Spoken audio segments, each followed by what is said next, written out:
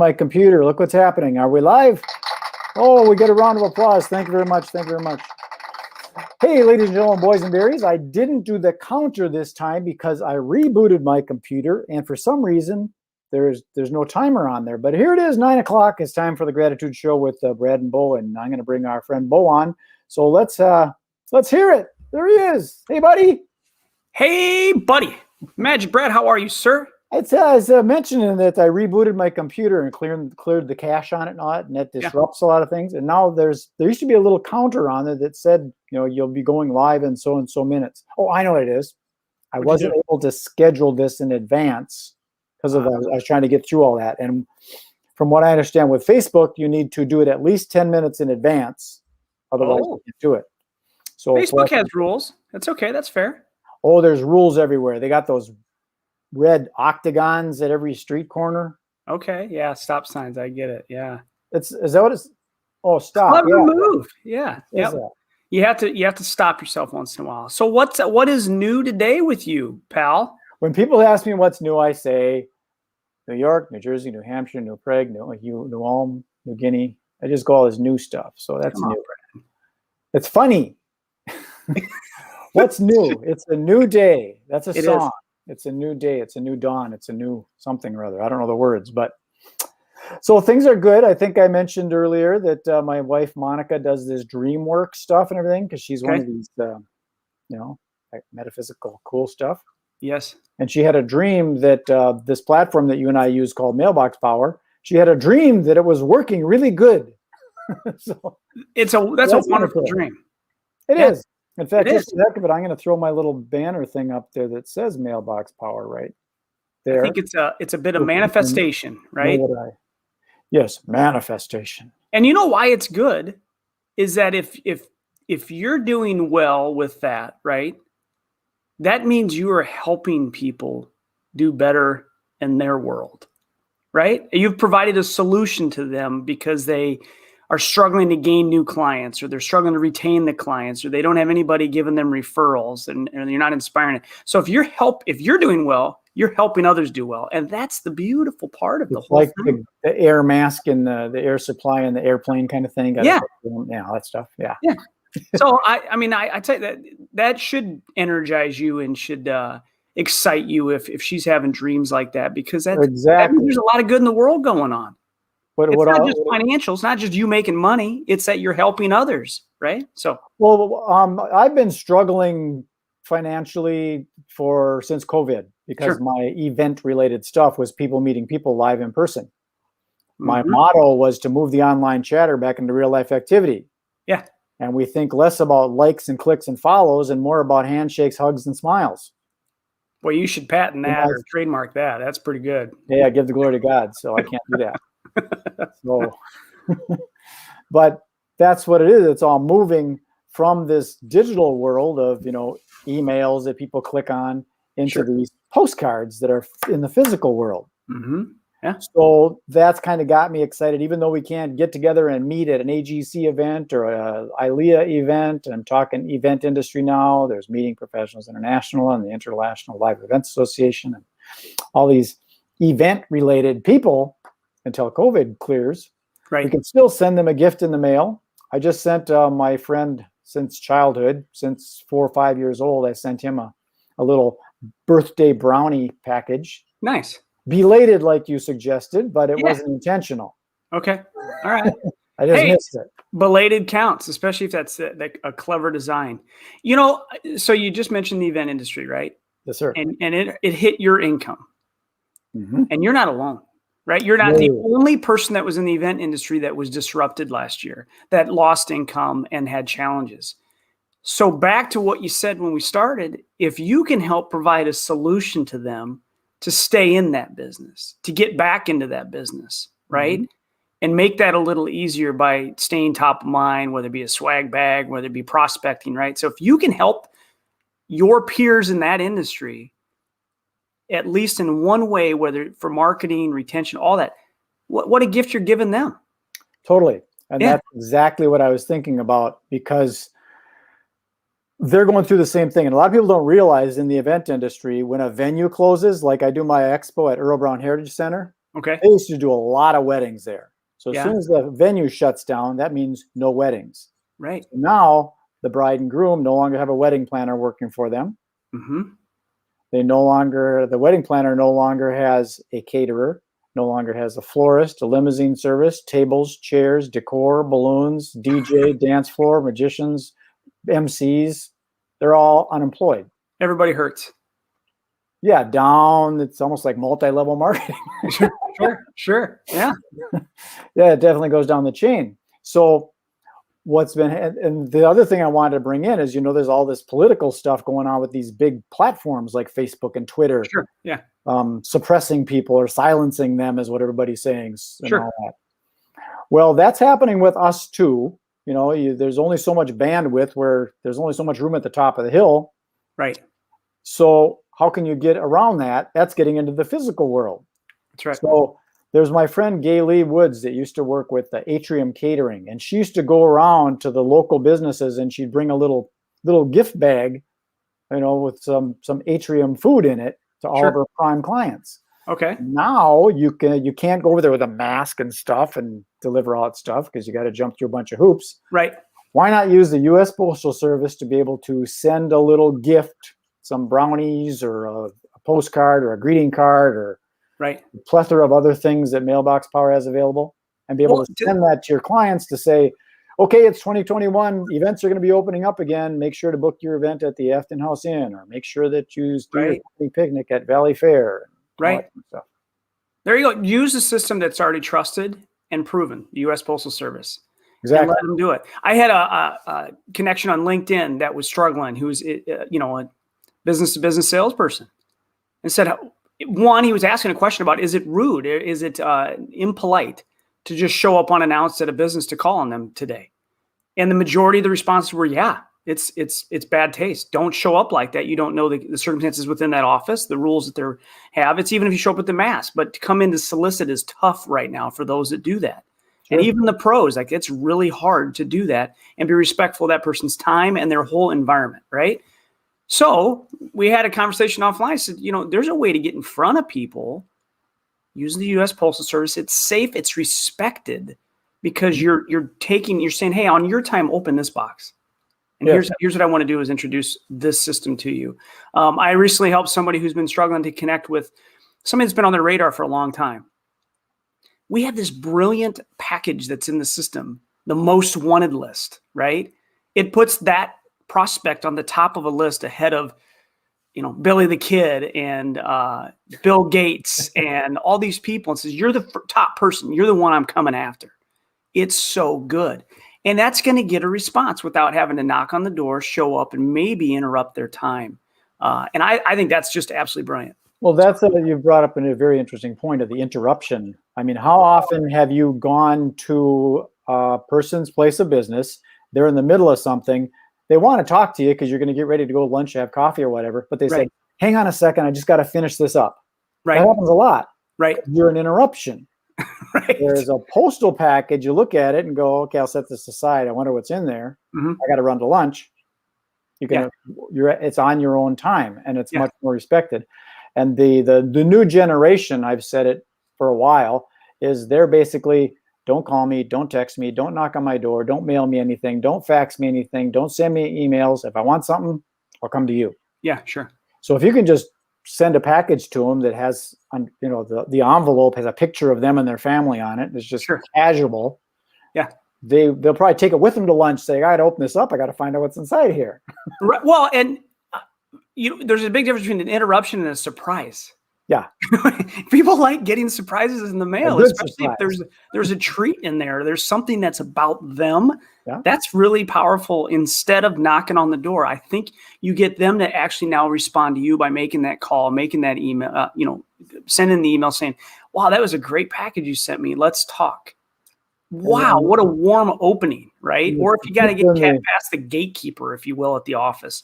This is the way to do it. The people in the event industry really need this kind of thing right now because the time it takes to go to a store and pick up a bunch of gifts and then package them up and address them and all that kind of stuff and then send them out to your prime clients, that's a big time suck, and time is money, as they say. Big time. Yeah. Well, they say time is money, but if time was money, we'd all have the same amount. All right. Yeah.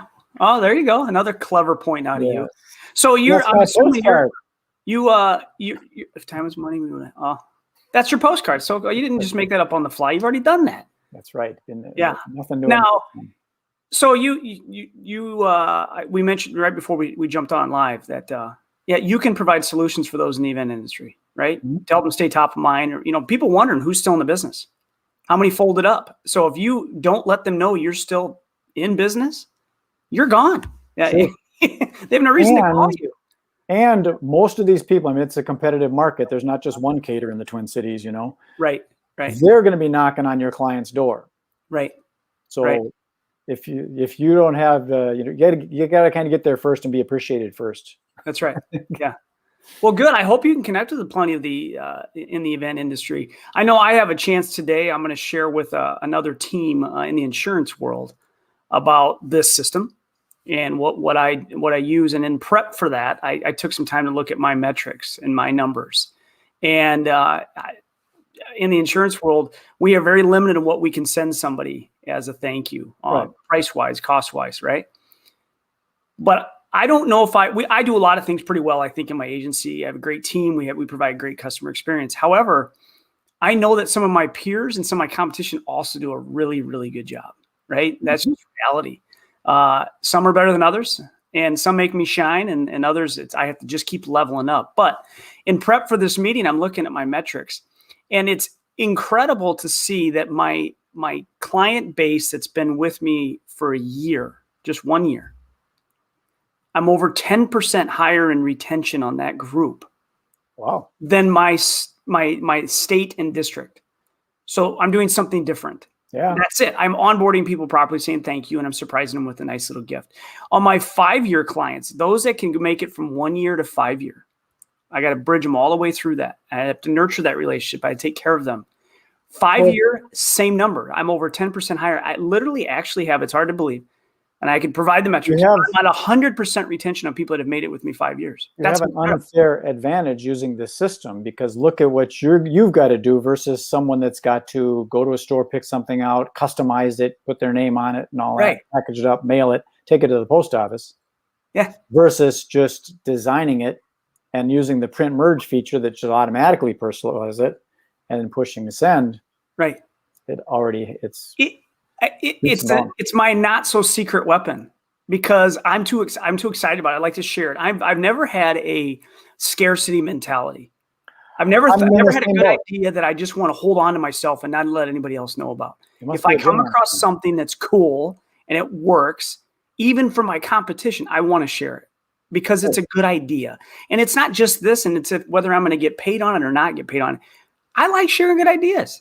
And so, the abundance mentality tends to reward you by giving people solutions, right? Which you can provide solutions to event industry or whatever industry. I think anybody that is in the business of soliciting, selling, servicing a client should have an account underneath right there, mailbackpower.com/MagicBrad. Everyone should have an account if they're involved in anything like that. Because at least an account, give it a shot, see if you like it. Why not? It's a 14-day free trial to check it out.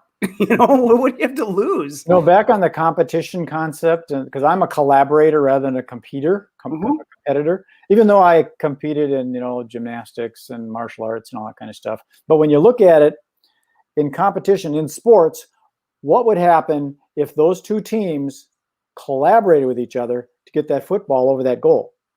That would be pretty impressive. Get over there really fast, wouldn't it? Right. Now they get the other side, they say, now let's get it to the other goal. Right. It'd be easy. Right. But it wouldn't be as fun to watch. No. But if you collaborate and work together, there's an abundant amount of people that need insurance, and there's abundant amount of people that need their events taken care of. That's right. Yeah. They're all over the place. Where we love to see it is when there's a team that collaborates really well. I like watching a basketball game when the ball's passed around multiple times and there's not a ball hog and somebody who always takes it up to the basket, that they dish it off, they do this and that. That's fabulous to watch, right? Sure. It's much more fun to watch that than it is to watch somebody. It's just they got the one star that always takes the ball. I'm not interested in even watching that. So you're right. I like to see collaboration. And in the business space, we need to share ideas. The truth is that most of our audience, as we talk today, or if this is watched in the future, they might think, cool idea, moving on.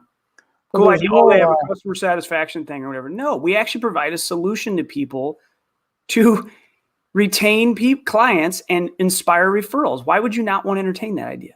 Let's talk a little bit about the stuff that's inside. Okay.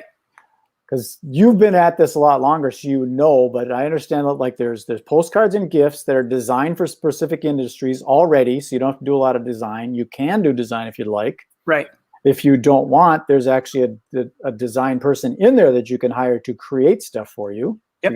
You got virtual designers inside the system. Yeah. Then there's brownies and cake and truffles. Truffles, yeah, mint truffles. Popcorn. Yes. Yes. There's a little phone holder thing that could fit in your pocket. Yeah, that's actually a really clever little thing. That can't be customized or personalized, but it is a very cool gift to give somebody, right? Yeah. There's some items that can be personalized, some that can't, right? You can't personalize the gift. What else is in there? There's gift cards for those that like to send gift cards, which I don't love that. It's a worst case scenario for me, right? Like Target gift cards. Right. They're in there. You could send those, but you pay more for shipping and you have to pay handling fees. Well, I've been using I do little videos and I talk about, if the first person to comment on this or join my birthday club, we'll give you a $25 gift card to Target. Oh, well, that's brilliant. So then it goes into the system and then it sends them a $25 gift card to Target. Okay, so that's perfect.